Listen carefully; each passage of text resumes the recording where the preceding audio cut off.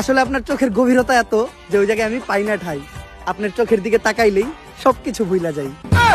আচ্ছা, এখন আসল কথায় আসি। রিসেন্টলি এমপির ছেলে মার্ডার হইছে, তো ওর সাথে আপনার কি সম্পর্ক ছিল? ও তো আমার বয়ফ্রেন্ড ছিল। বয়ফ্রেন্ড? এই, ওই খুন করছে, ওই হারকিউলিস, ধর হবে। স্যার, ও তো আমার বয়ফ্রেন্ড ছিল, এখন তো নাই, এখন তো আমি সিঙ্গেল। সিঙ্গেল? আমি জানতাম তোমার মতো একটা মায়াবী মেয়ে কখনো খুনের সাথে জড়িত থাকতে পারে না। তুই হুদাহুদি ওরে সন্দেহ করছিস। আচ্ছা, তোমার আর ওর যখন রিলেশন ছিল তখন তোমার আর ওর ভিতর কি কি হয়েছে তদন্তের জন্য জানতে চাইছিলাম। এই ধরেন কিস। কিস? কইছিলাম না ও খুন করছে, ওই হারকিউলিস, ধর রে। আরে স্যার, আমি তো ফোনের মধ্যে কিস করছিলাম। ও, ফোনের ভিতর কিস করছিলেন? কইলাম না ওর মতো একটা মায়াবী চেহারার মেয়ে কখনো খুন করতেই পারে না। তুই হুদাহুদি ওরে সন্দেহ করছিস। আচ্ছা, ওর সাথে আপনার শেষ কবে কথা হয়েছিল? ওর সাথে আমার শেষ কথা হয়েছিল আমার বিয়ে হয়ে যাওয়ার আগে। বিয়া?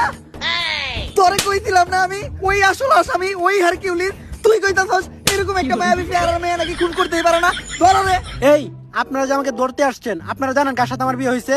কেউ কি পরিচয় ওর? ইন্সপেক্টর বরবাদ কাউরে দেখে ভয় পায় না। ও হইলো সেনাবাহিনীর কর্নেল। এই জিল্লো, কই যাস? স্যার, চাকরি বাছাইবার চাইলে আয় পড়েন। বাল ফিরু, তোরে আমি কইলাম যে নারী হইলো মায়ের দাঁত, নারী কখনো খুনের সাথে জড়িতই থাকতে পারে না। তারপরেও তুই আমার হের কাছে জিজ্ঞাসাবাদের লেগে নিয়ে আইছস। আসসালামু আলাইকুম ভাবি, ভাইরে আমার সালাম দিয়েন। আর এই জায়গায় যা ঘুরছে ওগুলা কিছু জানেন না, নয়তো আমার চাকরিটা থাকবো না। স্যার, ওর নাম নিতু, বাইঙ্গা তো দিল আপনার প্রেমের সেতু। নারী কত সুন্দর ছলনা করে রে, ছলনার জন্য নারী সেরা রে।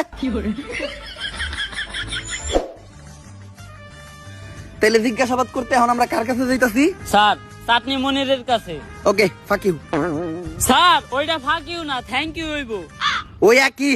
স্যার, আপনি যে এত বড় মূর্খ, অশিক্ষিত, তাও আপনি এত বড় পোস্টে চাকরি পাইলেন কেমনে? তুই দুর্বুদুর ভাবছো নাকি আমারে? 3 স্টার অফিসার, নিজের যোগ্যতায় প্রতিষ্ঠার প্রতি 10 লাখ টাকা করে ঘুষ দিয়ে তারপরে চাকরি নিছি। তোর মতো পুলানো যদি কনস্টেবলের দায়িত্ব থাকে আরে, তাহলে আমার ভিতর সমস্যা কি? আরে স্যার, 2 স্টার অফিসার, টেহা একটু কম আসাল দেখা, আর 20 লাখ টাকা বললে আজকে আপনার জায়গায় আমি থাকতাম। আমরা দুইজনেই দিচ্ছি ঘুষ, তাই কাউরেই নেই দোষ। বর্তমানে ঘুষ ছাড়া শুধু এক জায়গায় সফল হওয়া যায়, সেটা হলো টিকটকে। স্যার, টিকটকে সফল হইতে গেলে ঘুষ না লাগলেও মেধা লাগে। আরে বেটা, মেধা তো আমার ভিতর ভরপুর, দেখাবো নাকি? হয়ে যাক তাহলে স্যার।